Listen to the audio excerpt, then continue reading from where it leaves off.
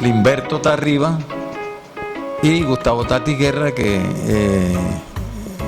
por haber viajado tan temprano, 2 de la mañana, en este momento debe estar después de las conferencias que se trabajaron acá esta mañana, debe estar descansando.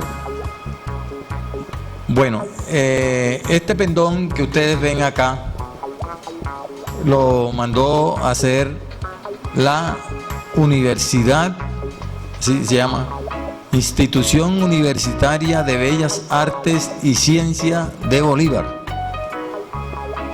Tenemos esta gran conexión con la Universidad de Bellas Artes a través de Limberto, pero también a través de una chinuana, oígase bien, y ustedes pueden consultar de aquí datos.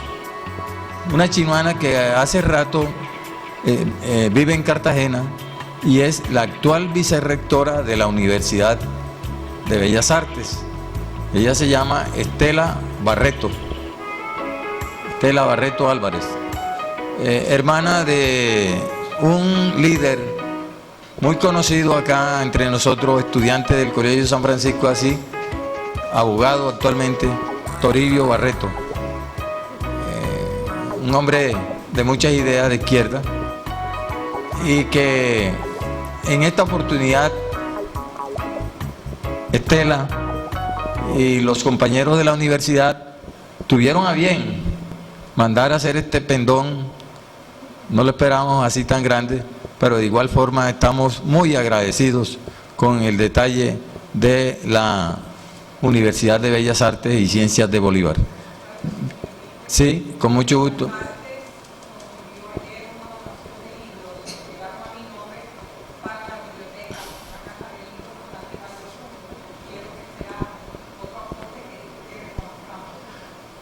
Correcto, entonces fíjense ustedes cómo la integración entre dos organizaciones, en este caso la Institución Universitaria de Bellas Artes y Ciencias de Bolívar y la Corporación Encuentro Nacional de Declamadores y Poetas de Chinú, que preside nuestro compañero y amigo Reinel Díaz Erazo, aquí presente, odontólogo, ortodoncista, chinuano, que le encanta la poesía también.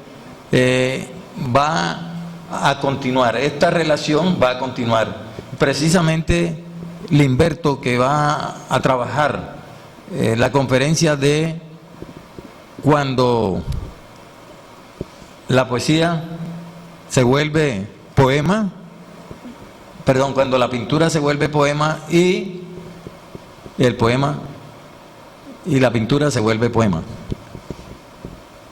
Entonces, bienvenidos y que aprovechemos el espacio para que Gustavo Tati Guerra, de quien les hablaba, que ya acaba de entrar, sea quien haga la presentación acá de Limberto y continuamos entonces el desarrollo de esta conferencia. Bueno, bienvenido. Gracias. ¿Son los dos? Los dos, porque él está grabando para acá. Buenas tardes a todos, gracias por venir. Estamos muy contentos en esta primera versión de la tertulia cultural Braulio Peña Gómez, que no va a ser solamente una tertulia literaria, sino empezó siendo una tertulia cultural, como él lo quería. Digamos que el germen de estas tertulias fueron los encuentros patieros en los patios, bajo la sombra de los mangos en Chinú. Es una iniciativa de Braulio, y esta iniciativa lo que hace es proyectar lo que él había soñado hace unos años, en el 2003, 2004, cuando estuvimos precisamente en el patio de su casa en una de las tertulias. Así que la tertulia es un espacio reflexivo, pero abierto a todas las posibilidades creativas, para no solamente honrar la memoria de un pedagogo fecundo, un pedagogo apasionado, que inició a mucha gente, muchas generaciones en las artes, en las letras, y sembró la pasión por la lectura, por el sentido crítico, por la emoción, por las palabras y las imágenes. Hoy tenemos la presencia del maestro Limberto Tarriba. Él nació en Santa Cruz de Monpós, con regimiento de Monpós. Él nació al pie del río Magdalena, y es un artista autodidacta que luego se formó también en la universidad, pero todo su conocimiento es autodidáctico. Limberto empezó pintando siendo niño con una varita sobre la piel de la tierra, en la albarrada de su pueblo, donde todo el mundo llegaba, se bajaba de las canoas y entraba al pueblo, y Limberto siendo niño dibujaba el rostro de los boxeadores de la época, Caravaggio, Pambelé, y la gente llegaba y no se atrevía a pisar el retrato hecho en el barro húmedo. Esa pintura, que fue su inicio como artista, permanecía durante días a sol y lluvia, hasta que la lluvia y el viento borraba ese retrato sobre la piel de la tierra. Pero este es apenas como una anécdota de lo que es él. A lo largo de más de 4 décadas, Limberto ha expuesto en muestras individuales y colectivas, no solamente en Colombia, sino en Estados Unidos y en Alemania. La Universidad de Cartagena dedicó una de sus ediciones de la revista Unicarta, ilustrada totalmente con la obra de Limberto Tarriba. Y Limberto, desde que empezó, empezó a hacer una lectura, una interpretación de las artes del mundo, y uno de sus grandes maestros, uno de sus influjos artísticos fue Salvador Dalí, el gran genio pictórico de España. Pero él empezó a explorar la técnica. He visto cómo trabaja a lo largo de los años, es cuidadoso. Cuando estaba en el colegio pintó un billete de a 100 pesos, y el de la tienda en el recreo, él pidió una cola román con pan, y el tendero realmente creyó que era un billete de a 100. Lo pintó tan exacto, con la firma y todo, en el anverso y el reverso, que le dieron vuelto. Y él, por los escrúpulos morales que tiene, pensó en la reprimenda de sus abuelos, con quienes vivía. ¿Cómo? Sí, y entonces él dijo, no, mire, ese billete no es falso, fue que yo lo pinté, pero era exacto, se confundía con el real. Entonces, eso quedó allí porque no pusieron la queja ante los abuelos, pero quiero decir que es tan cuidadoso con lo que pinta, que es un gran retratista, pero no solamente un gran retratista, es capaz de pintar la realidad en sus mínimos detalles, hasta el punto que sus obras tienen 3 planos de la realidad. Hay veces que los cuadros parecen que él involucrara. Hay un cuadro donde un gallo está mirando una bolita de cristal. La bolita de cristal está suspendida, está levitando, y el gallo está sorprendido. Pero el gallo es exactamente un gallo de nuestros patios. La bolita de cristal es exactamente a la que jugábamos cuando niños. Y hay otro plano en donde se ve el mar y se ve un barco al fondo, y hay otra puerta donde la luz divide los espacios que se entrelazan. Y en otro espacio está el gallo pintado a lápiz, la bolita de cristal pintada a lápiz, que es como para recordarle al lector que esa magia proviene de un proceso creativo. Entonces, él hace muchos bocetos, y uno de los primeros cuadros que yo vi de él fue una mujer desnuda que está de pie, desnuda, de espaldas, sobre una inmensa guitarra que está suspendida en el cielo. Ese fue uno de los primeros cuadros que conocí de él. Pero todas las obras de Limberto, los tambores se quiebran, las trompetas, al igual que Dalí, los relojes se desdoblan, se vuelven líquidos, se vuelven agua. Pero él no se quedó con Dalí, él construyó un mundo que tiene que ver con el folclore, los carnavales, las fiestas. Pero a medida que bautizaba las pinturas, él se daba cuenta que necesitaba de la poesía. Es un gran lector de poesía y también es poeta. Ustedes miran los nombres de las obras y son realmente versos. Muchos de los procesos pictóricos han generado poemas, y muchos poemas han generado a su vez obras pictóricas. Yo pido un aplauso para el maestro Limberto Tarriba.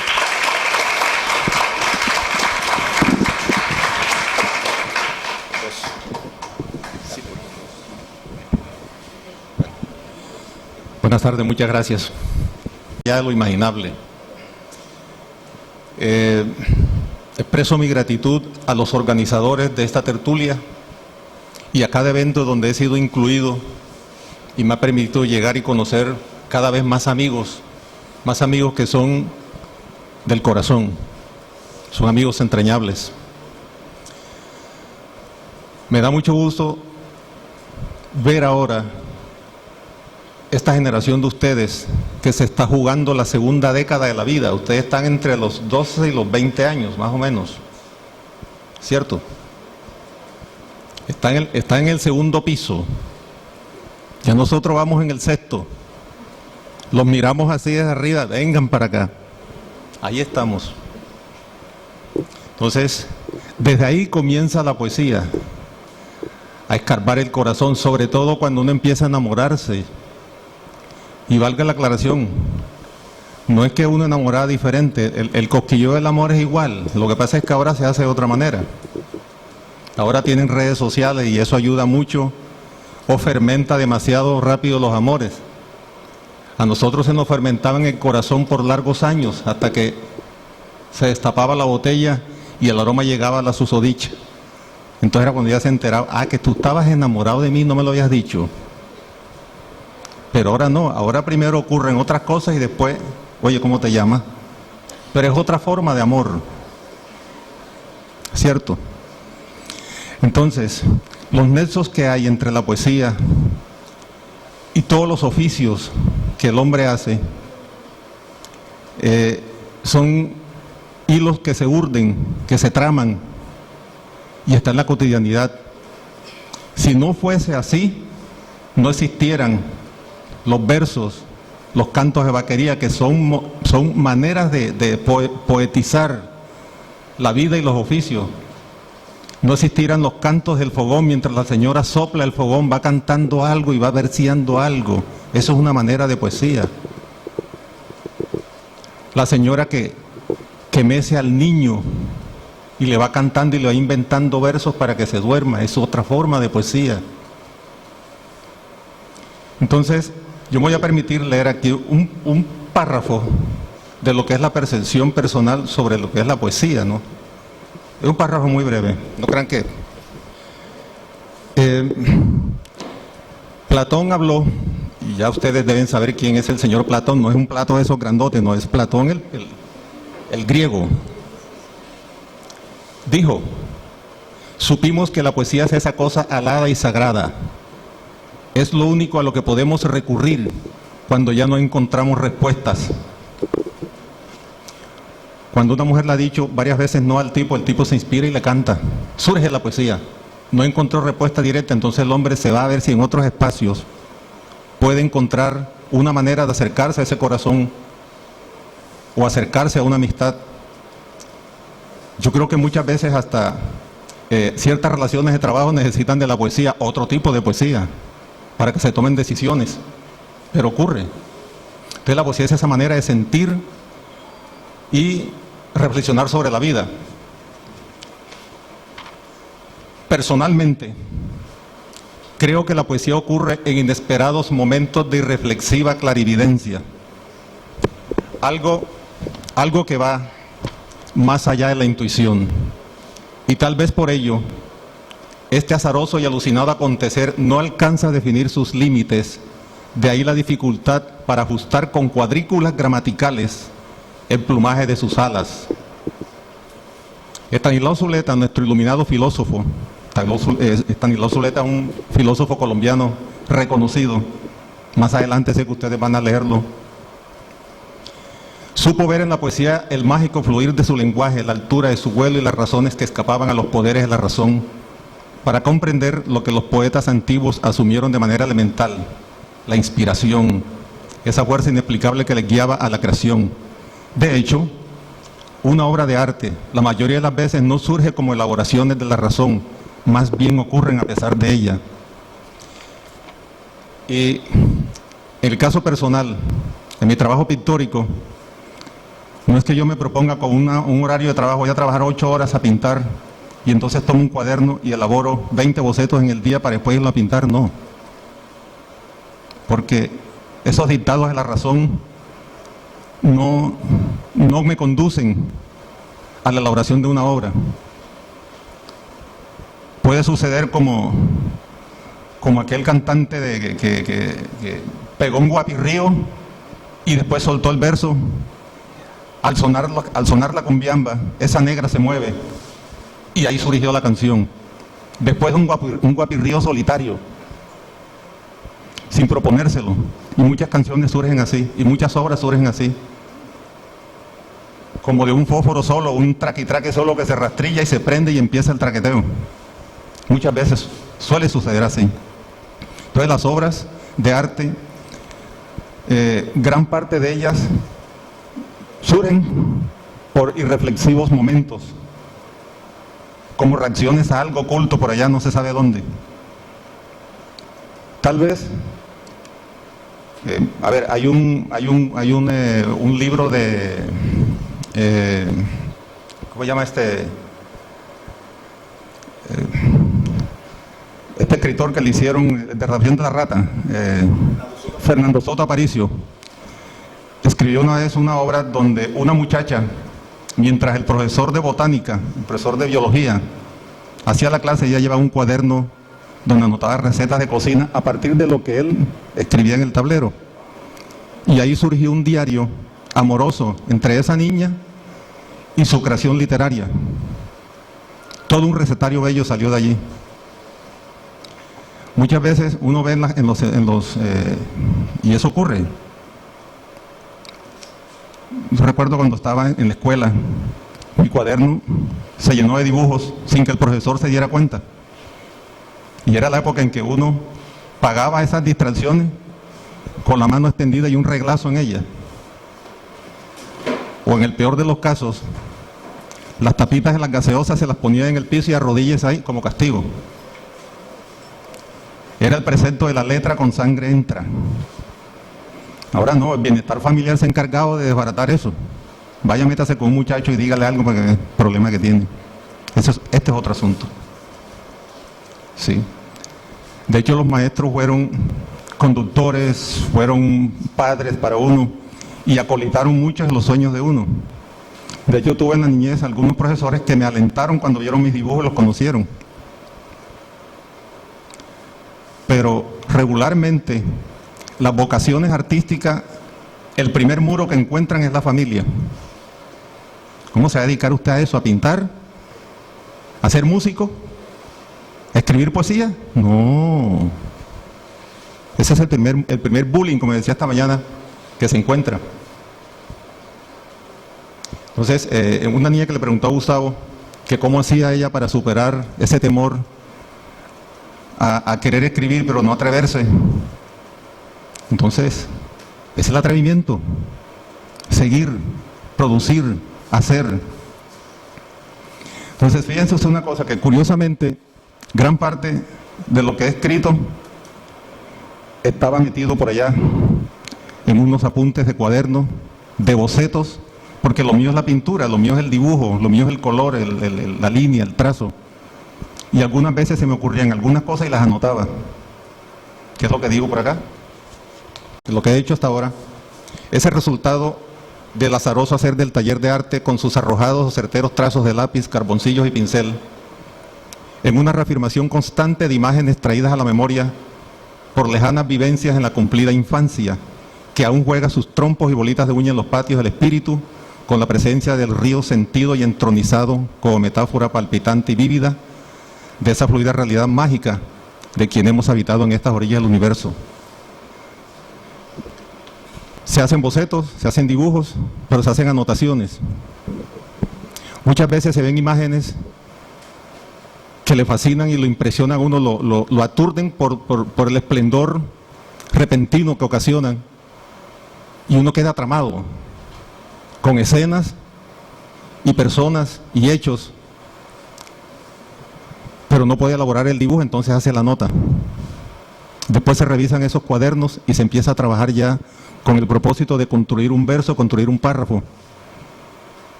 Luego se lee nuevamente eso y puede surgir una imagen distinta. Entonces muchas de mis pinturas han sido traídas de esa manera. Entonces hay como un cruce en zigzag, hay como una acción de fileteadora, esa máquina de las costureras que hace el zigzag y protege los bordes de las costuras. Entonces se cruzan la poesía para acá, la pintura para aquí, la pintura para allá, el arte para acá. Entonces, bueno, son ejercicios válidos. No hay fórmulas. No hay fórmulas. Entonces, fíjese, como les decía, cada acción de la vida lleva su trama de poesía y no vamos a definir qué es la poesía, pues ya ahí más o menos está esbozado lo que es la percepción de ello. De igual manera, lo que estamos haciendo aquí, el ejercicio que estamos haciendo aquí, no propiamente es una especie de conferencia sistemáticamente académica, ni más faltaba. A mí me gustaría establecerlo más adelante como una especie de conversación con todos ustedes, ahora que veamos las imágenes que les voy a mostrar, que va a tener dos partes. Vamos a mirar las imágenes y pues les voy a compartir un par de poemas de los que traje para compartir con ustedes. Entonces, esto que han llamado tertulia, o sea, si uno se pone a buscarle la etimología o el origen a la palabra o la razón de ser de la palabra, yo creo que nos lleva a un academicismo que no se propone la tertulia. La tertulia tiene algo más lúdico, algo más como de informalidad. Y la propuesta es que la tertulia haga como un urdido afectivo entre las personas que participan en ella, que resulten más hermanos, que resulten más fraternos, que resulten más amigos, que se afiancen los lazos de solidaridad entre las personas que participan e intercambien conocimientos sin que ninguno pretenda imponer allí intelectualidades demasiado alcanforadas, sino que sea un intercambio de conocimientos, anécdotas, cuentos, versos, canciones. Por eso muchas tertulias tienen involucrado las guitarras, los tambores, las gaitas, los acordeones. Personalmente, nosotros tenemos un grupo en mi casa, en Cartagena, en el barrio donde yo vivo, Torices. Si nosotros llegamos a esa casa hace 5 años, y era una casa totalmente desértica, blanca, sin más adorno que el marrón de la puerta de ingreso. Y yo le dije a la dueña, en 5 años le tengo un jardín espléndido. Y quien vaya a mi casa ahora lo ve. Se llama el Jardín de Torices. Y ahí hacemos unas tertulias mensuales alrededor de la buena música, los buenos boleros cantados. Invitamos personas que tengan buenas voces, que canten. Hasta las destempladas cantan también, porque eso se vale. ¿Quién ha dicho que las voces tienen que ser aterciopeladitas de conservatorio? No. Las voces destempladas también tienen su gracia. Como lo de esta mañana que decíamos, los paradigmas de la belleza. Los paradigmas de la belleza han variado mucho. En la época del pintor Rubens, pero en el siglo XV, XVI, la belleza estaba llena de gorditos. ¿Cierto? Habían esos modelos abundantes. No es que esté gordo, tiene abundancia, ¿no? Después se ha impuesto un modelo demasiado delgadito, escasez de carne. Y lo que decías tú esta mañana, las mafias impusieron también una visión de la belleza a partir de los quirófanos. Sí, entonces, eso es muy subjetivo. De todas maneras, cada expresión del ser humano que edifique el espíritu, que solace el espíritu, donde se encuentren los afectos, se multipliquen los amores, la solidaridad, la convivencia pacífica, eso es maravilloso. Y el arte es uno de los fortines que nos ayuda a eso. La poesía es como ese sustento, es como esa energía vibratoria que está allí. Entonces, bueno, paso a mostrarles las imágenes de mi pintura, de mis obras, porque no tendría sentido para ello, solo la dejo a su... para que ustedes... Sí, yo creo que hay que mejor apagar esta. Sí, se apaga esta. ¿Se ve mejor?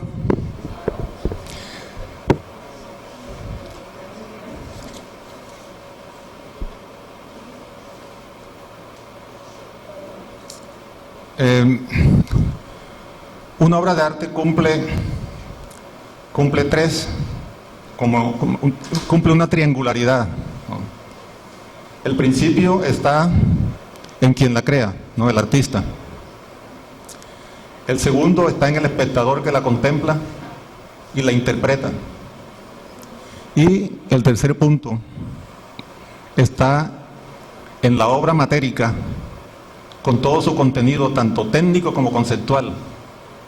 Una obra de arte tiene siempre dos componentes que son estructurales: un componente técnico y un componente conceptual.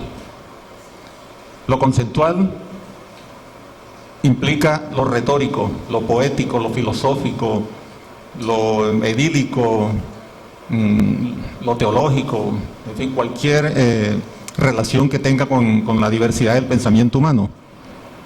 La parte técnica alude a la manera como está elaborada. De ahí se sabrá si está hecha con lápices, con crayolas, con acuarelas, con óleos, con tintas, con yesos, en fin. Esa es la parte técnica. Pero la parte técnica también contempla las estructuras compositivas. Ahí hay una geometría. Si ustedes estudian geometría, ustedes han visto en la matemática, hay una parte que es la geometría, donde se habla de los planos, donde se habla del triángulo, del cuadrado, del círculo, todas esas figuras geométricas. Todo eso hace parte de la composición de las obras. Entonces uno trabaja por planos geométricos, trabaja con los volúmenes, trabaja con la luz, trabaja con la sombra, y eso es técnico, ¿verdad? Entonces la parte retórica de la obra, la parte poética, o la parte interpretativa, o la intención comunicativa de la obra, se orienta a querer decirnos algo. Y no necesariamente es el artista quien muchas veces debe decirnos qué nos quiso decir con eso. En el momento en que el mago explique cómo hace la magia, se acaba la magia. Entonces, hay que seguir soñando con eso que nos propone como sueño. Hace muchos años fuimos con unos compañeros al sur de Bolívar y ellos llevaban una obra de títere. Entonces armaron su teatrino y ahí estaban los muñequitos, los títeres, y los que manipulaban el títere estaban en la parte de atrás y los niños delante. Se divertían con la historia que se desarrollaba allí en el teatrino, ¿no? En el escenario donde están los títeres.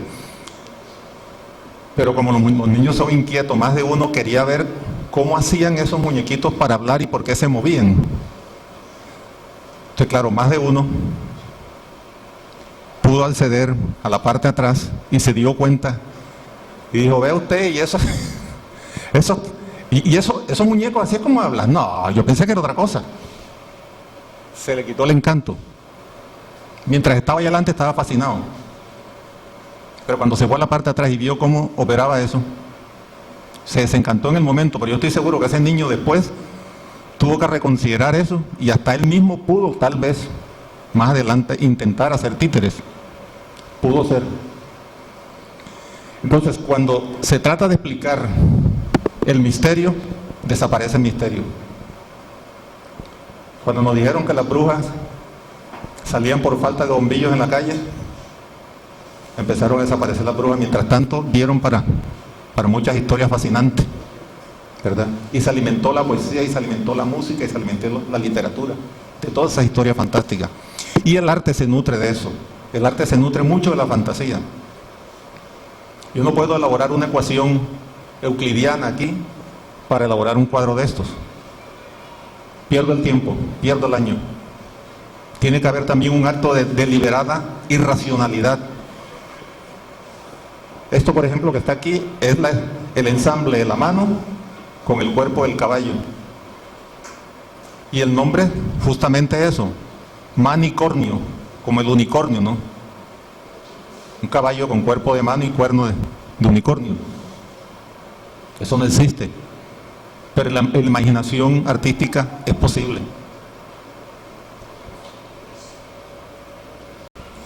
En muchas de las pinturas hay una alusión muy explícita de la noche, pero a la vez muy misteriosa. Explícita pues por la apariencia atmosférica, pero no tan explícita en cuanto encarna el misterio de lo que está ocurriendo, lo episódico, lo que está ocurriendo allí. Entonces, noctámbulos, cabalgantes noctámbulos. Era para uno muy inquietante cuando yo me crié en un pueblo donde no había luz eléctrica. Uno se alumbraba con mechones. y escuchar un caballo en la alta noche asustaba. Entonces uno siempre imaginaba que eran los fantasmas que cabalgaban a la orilla del río. Y no es el único cuadro que he hecho sobre esto, tengo otros cuadros donde el río y los cabalgantes esos fantasmales están. Son imágenes muy traídas de allá.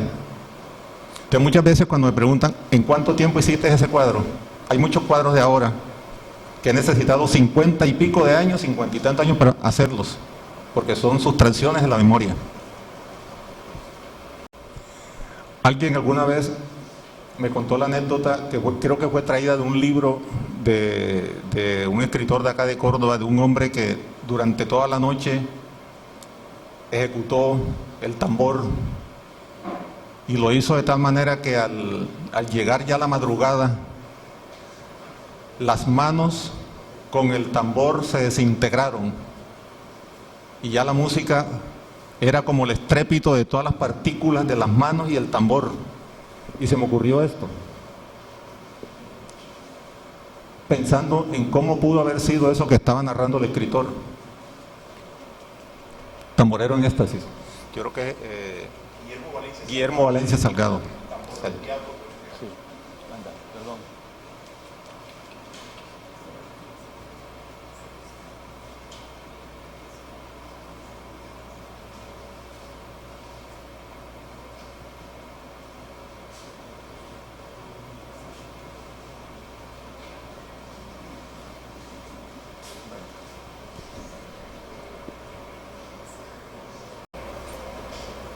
La pesca del pargo rojo.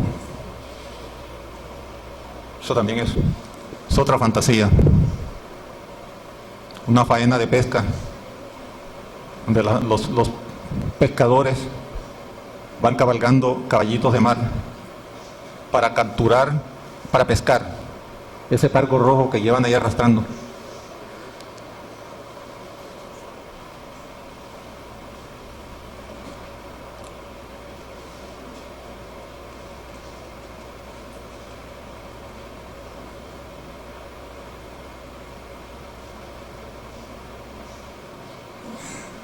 Gustavo se le puede, con ese flautista enflorecido, mientras ocurre la melodía, él va llenándose de flores, ¿no?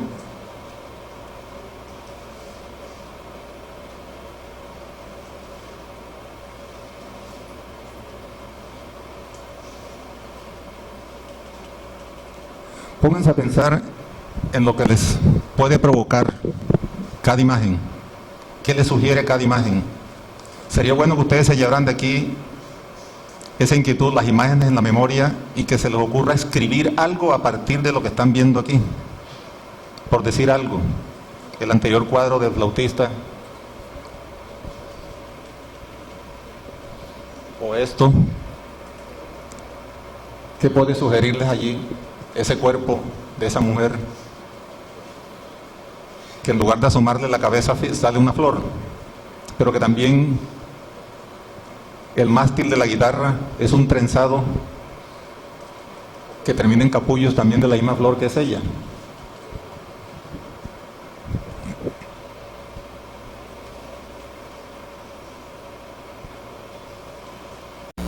Esto es de contenido supremamente poético erótico. El erotismo es la poesía del cuerpo. No está solamente cifrada en una reacción sensorial, sino en una reacción espiritual a partir del cuerpo. Esto ustedes pueden ampliar el significado, lo que les sugiere, lo que les sugiere a ustedes, escribir a partir de ahí.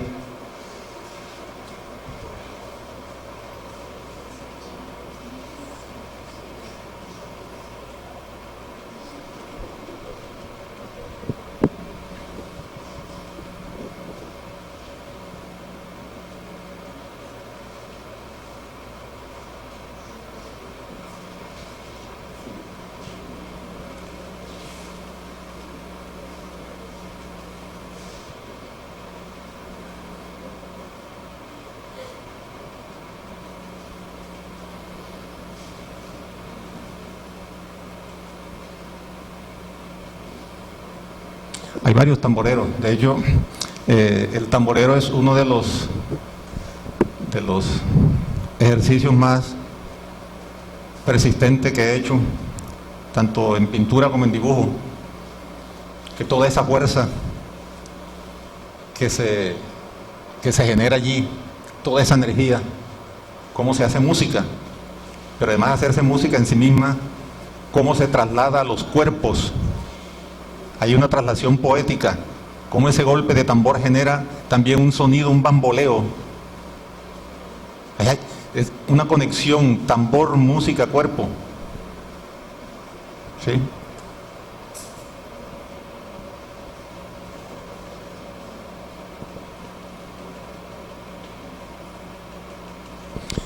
Alguna vez fui como en 2 o 3 ocasiones estuve en los festivales de gaitas de ovejas y presencié los festivales en la tarima, pero me los disfruté más en los kioscos donde ensayaban, en las casas por allá donde hacían los sancochos y ensayaban las piezas que iban a montar en tarima. Ahí sí estaba la verdadera gaita. Ya montado en tarima, el micrófono, los equipos, hay una compostura que hay que sostener para el público y para un jurado. De igual manera, alguna vez que con Gustavo fuimos al Carito y en una mañana estaba en un festival de la chicha, para un diciembre, y nos levantaron temprano con un café de eso hecho en leña delicioso. Nos dijeron, vamos para el parque, que allá hay un ritual con las niñas que hace un ritual con la chicha. ¿Tú te acuerdas, Gustavo, que unas niñas muy hermosas empezaron a bañarse con chicha y a bailar? Y después vino una piquería de verso de un señor con su hijo. Entonces, aquello fue sorprendentemente mágico. Ver los cuerpos de esas niñas bañadas en chicha, de todo el grano de arroz como les rodaba por el cuerpo, por los vestidos. Una imagen cinematográfica, surrealista, increíble. Entonces, cuando digo que esto tiene una connotación legítima, desde donde se originan textos y obras, desde un poema, un verso, hasta una pintura. Y muchas pinturas las he originado justamente en esos escenarios donde he ido, pero los escenarios informales, donde se establecen esos conversatorios repentistas, que el uno habla y el otro le contesta y se empiezan a versear. Y buscan el tambor y arrancan y soban y cogen el guache y traiga la gaita y vamos a cantar, y se paran y se sientan y bailan y golpean la tierra. Esos son rituales bellísimos. Por eso, fíjense, mi interés, tanto los temas que corresponden a las expresiones folclóricas o vernáculas, nuestra legítima esencia como pueblos de acá, como nuestros pueblos ancestrales, hasta las otras disquisiciones de la mente, preocupaciones filosóficas, míticas, en fin. Porque creo que el arte no debe tener el ojo del cíclope, un ojo aquí y mirar desde ahí solamente. Uno tiene unas miradas. Hay una expresión muy hermosa de Dalí, Salvador Dalí, el gran pintor surrealista catalán, español.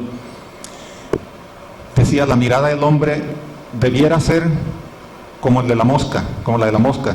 La mosca tiene 38.000 alvéolos desde donde mira la realidad. Entonces, si el arte se vuelve con una sola mirada, yo creo que carece. Entonces el arte debe tener todas las miradas posibles, porque el universo es múltiple. El universo es ancho, amplio. Fíjense nomás en el universo de las hormigas, cuántas clases de hormigas hay, cuántas avispas, cuántas aves. Entonces muchas veces se olvida, uno puede cultivar modales y el respeto al ser humano, pero es que la creación es diversa y la creación es extensa Entonces en las academias de arte muchas veces se enseña de una manera. Cuando los muchachos llegan y tienen una cantidad de ideas para desarrollar, apenas es poquito lo que uno puede enseñar. Por eso siempre lo digo muy claramente en mi discurso de aula: ninguna institución, ni la más avanzada de las universidades, puede hacer artistas. Los artistas se hacen fuera de las aulas. Esto apenas aquí se les entregan unas herramientas y cada uno aplica. Se le entrega los puntos de arranque. Que yo sepa, Leonardo da Vinci no fue a ninguna universidad, Miguel Ángel tampoco. Alejandro Urano fue a aprender a componer en una facultad de filosofía y letras, y Leandro Díaz tampoco. Es la vida. Pero bueno hubiera sido que ellos hubieran conocido algunas estructuras básicas. Por supuesto que sí, los hubiera ayudado mucho. Pero fíjense que a pesar de eso, o en virtud de eso, no sabemos, construyeron unos versos maravillosos. Entonces los artistas, a pesar o en virtud, hacen su obra. Es de ahí que, muchachos, ustedes que están en el vigor de la juventud, en esa vitalidad de la segunda década de la vida, ahí surgen muchas ideas. Apunten cada idea, carguen una libretica siempre en el bolso y anoten las ideas que se les ocurran. Eso se puede convertir más adelante en un trabajo creativo, Dios sabrá. Pero algo puede quedar de esas libretas de apuntes. Mire, ustedes no saben cómo me han ayudado esas libreticas. Los cuadernos donde yo apuntaba cosas en la clase cuando estudiaba bachillerato me han ayudado mucho. Todas esas libreticas que cargo en la mochila, cuando voy en la ruta, cuando voy viajando, hasta cuando estoy con mis amigos en la bohemia, yo me retiro un momentico y apunto cada cosa, las ocurrencias que a la gente se le da, las imágenes que veo, todo eso lo apunto, y eso después uno le hace digestión mental, la somete a un metabolismo mental, y eso prospera. Puede ser que ustedes vayan a ser ingenieros, abogados, médicos o artistas. No se pretende que sean artistas todos, no. En los años 50 en Argentina, en Buenos Aires, en una provincia cerca de Buenos Aires, hubo una educadora, apellido Conscienti, si no estoy mal, que era educadora de niños, y ella a todos esos niños les enseñó a mirar la naturaleza a través del arte. Las clases de matemáticas, las clases de geografía, las clases de biología, las escrituras las hacían cuando iban al campo a contemplar cada cosa, a dibujar cada flor, a mirar cuántas ramitas tenía, cuántos pétalos tenía cada flor. Todos esos niños conservaron por muchos años los cuadernos de la señora Consentini de su infancia. De hecho, hubo oposición de los padres de familia y de la Secretaría de Educación del área, porque parece que los niños estaban perdiendo el tiempo porque se iban para el monte a contar hormigas y a dibujar flores. Y resulta que toda esa generación que se educó con esa señorita, con esa maestra, unos fueron ingenieros, otros fueron médicos, otros, se dispersaron por el mundo y alguna vez trataron de hacer como un encuentro. Y más de uno tenía el cuadernito de esa época. Y supieron que gracias a esos cuadernos, ellos habían sido las grandes personas que eran. Había un sentido de humanidad y un sentido de reconocimiento y respeto cifrado en esos cuadernos, y en esos dibujos y en esas lecciones de su maestra. Entonces es bueno que ustedes, si lo han hecho, magnífico, sosténganlo, pero comiencen a hacerlo si no lo han hecho, es decir, tener una libretica de apuntes y anotar cada cosita.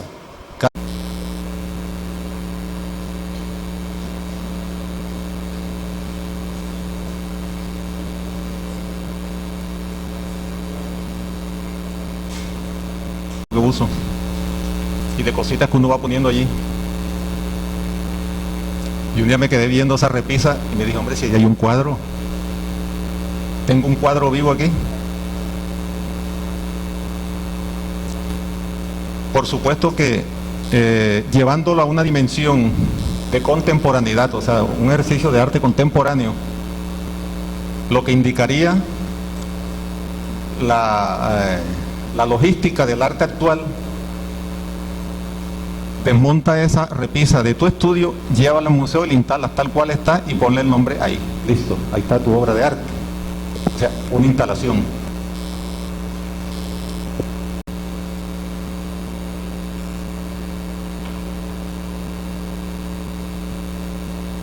Todos los vinos que han sido castigados, maestro.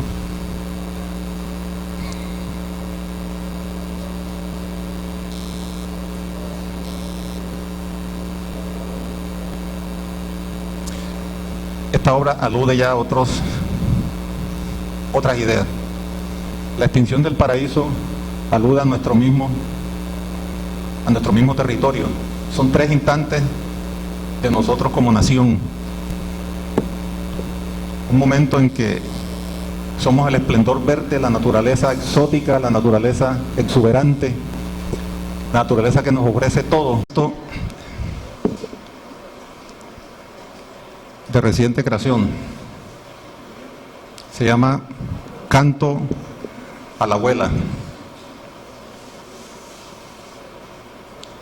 Aquel trompo de Totumo que me enseñó a bailar, el colorido barrilete que mostró asustado las rutas del viento y los locos desvaríos del vuelo, la bola de cristal que jugaba mi destino en el polvo de la tierra, el incierto tanteo de la gallina ciega jugando al encuentro de los cuerpos ausentes, el oscuro escondite que asustaba unas veces, otras salvaban de la penitencia, y la precaria malicia tejida en la inocencia forjaron sin saberlo este incierto presente que aún sueña en utopías. Esta presunta fortaleza se erige sobre lo vivido, en crudas hambres y fríos despiadados, en paludismos indómitos, disenterías incontenibles, asmas que sonaban sus violines en oscura noche para acompañar la rugidez de la tronamenta invernal. Solo la mano de la abuela protegía aquella orfandad infante. Solo ella desde entonces permanece en la oración de la mano que lava otra mano y del sacudirse tras cada caída. Solo sus manos llenaron mis bolsillos de trompos y bolitas de cristal. Sus manos dieron a las mías junto a los barriletes alfabetos amorosos y conjuros para los riesgos del azar. Fueron sus manos las que tocaron mi frente con sanaciones milagrosas y llenaron este corazón de realizables utopías.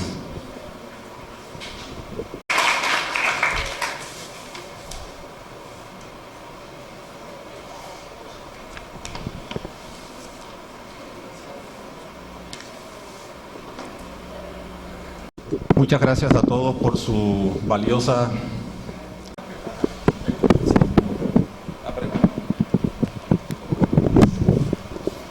Sí, buenas tardes. Gracias al poeta Tatis, al profesor Tarribas. Es una sugerencia, pues. Sería bueno que en estas charlas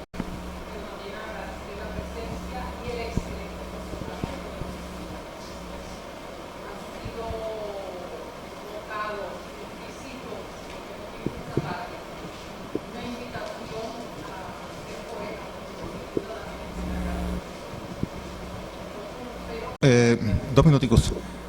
Muchachos, acompaño y me reafirmo en la expresión de Miriam, en reconocer el buen juicio, la atención de ustedes.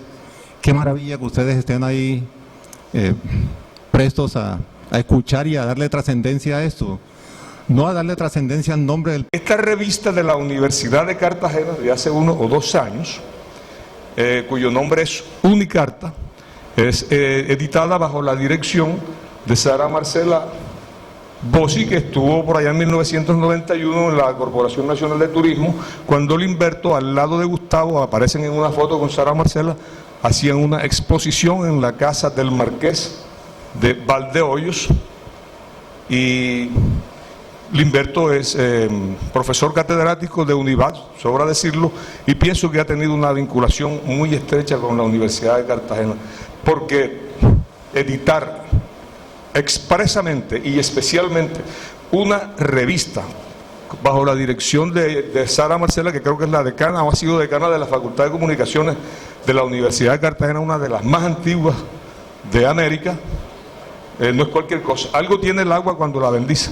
Entonces, esta revista es una edición especial a Limberto, en reconocimiento a su trabajo.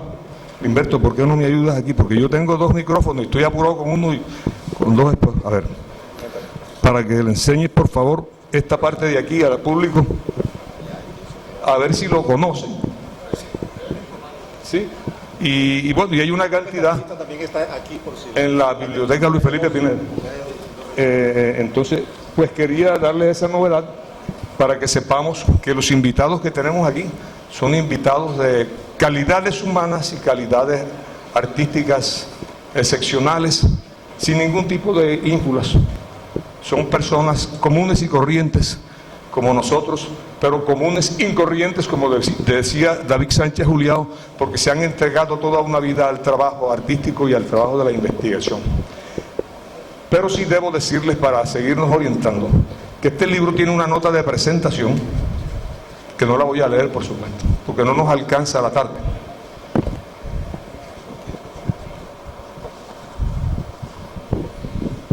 De la rectora de la universidad, Sara Norma Nader David. Apellidos que nos suenan. Yo no sé si ella es originaria de Sagún o de San Marcos, pero los 2 apellidos son de origen árabe o sirio libanés. Sara Norma Nader David. Y aparte de la nota de presentación, que por supuesto tampoco la vamos a leer, es solamente una referencia para irnos situando en a quienes tenemos. Pienso que ya Gustavo y esta mañana dijeron quién es.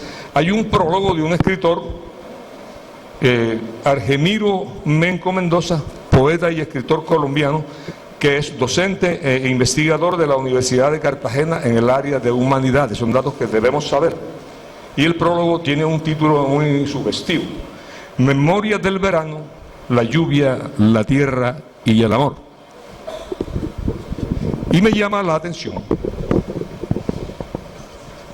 que tiene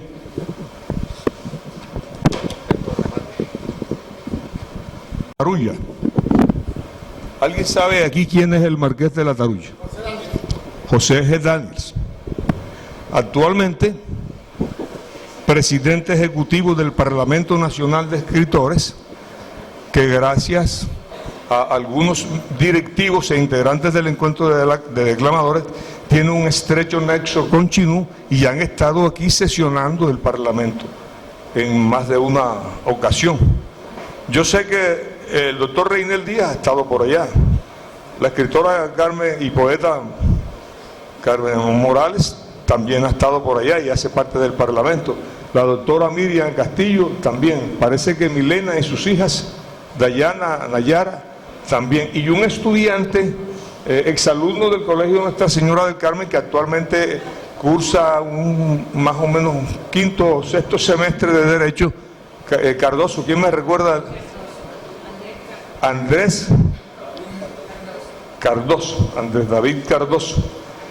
Pero aquí hay unos párrafitos que nos llama la atención de José G. Daniels acerca del autor y acerca del contenido del libro. Vamos a ver, lo vamos a ver. Aquí dice en alguna parte, en el tercer párrafo, dice: a lo largo de los poemas, el autor juega con términos como barrejobo, cosechas, esteras, cogollos, hamacas, montes, trojas, taburetes, tarullas y hasta rula santiguada. Eso es vernáculo, Limberto.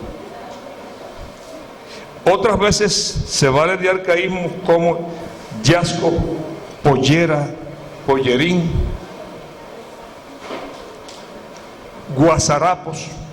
Aquí él estilísticamente escribió gusarapos, pero nosotros en la sabana y en la mayor parte de la costa decimos guasarapos, porque si decimos gusarapos, el guasarapo está incompleto, o le falta el rabo o le falta la cabeza. Sí. grifos do con licencia poética para formar una sílaba.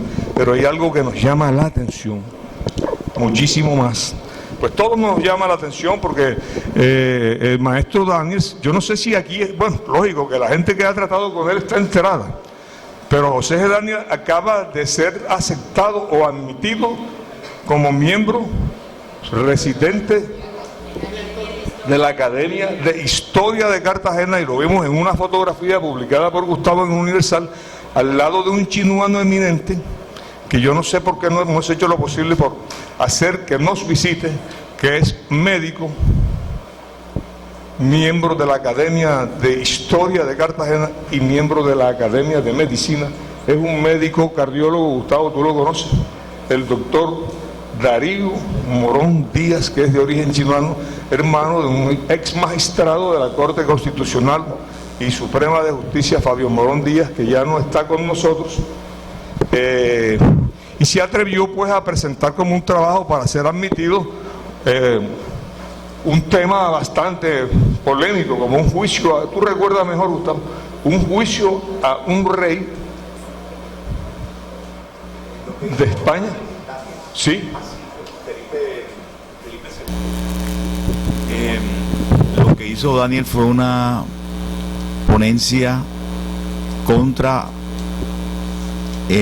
Felipe VII, y además sobre Pablo Morillo, porque el sitio de Morillo, el sitio militar en Cartagena que ocurrió entre agosto y diciembre de 1815, dejó más de 7.000 muertos. Prácticamente Cartagena quedó diezmada y los sobrevivientes murieron de hambre.